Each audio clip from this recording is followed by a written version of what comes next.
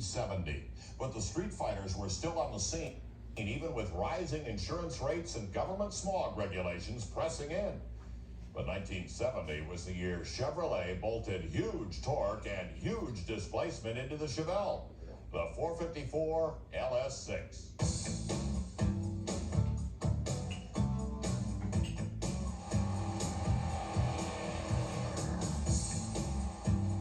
The significance of the LS6 option for the Chevelle Supersport was more than just horsepower.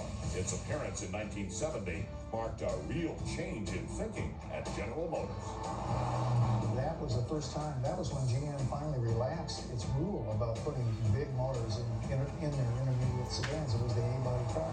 But when they had the permission to put a motor of more than 400 cubic inches displacement into a GM intermediate-sized car, they said, okay, let's get the biggest one we can, and they did.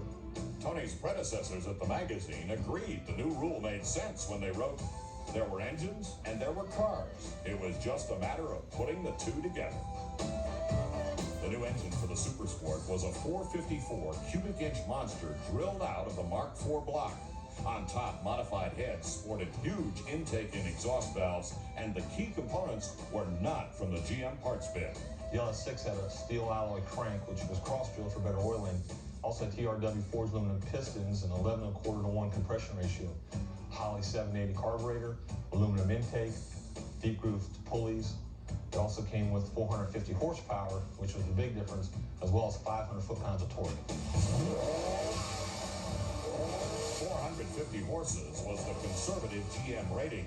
Real-world figures put the LS6 number closer to 500, matching the massive torque curve, something that left a big impression on drivers of the day. What they remember from that era is that these things really made torque. Because you're talking about big inch motors. And torque is what gets you out of the hole. And torque is what will shred your tires if you want to do that. And a lot of guys did.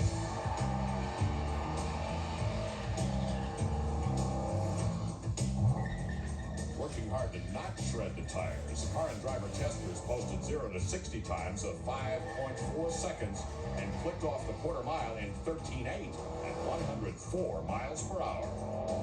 The cowl induction hood option ran on engine vacuum. When the throttle dropped, it opened to gulp cold air from the high-pressure area at the base of the windshield. The exhaust ran through dual high-flow mufflers to resonators that sweetened the sound before exiting through factory-installed foam tips. Power was fed into a manual 4-speed Muncie or a turbo 400 automatic transmission. The SS stood on a sport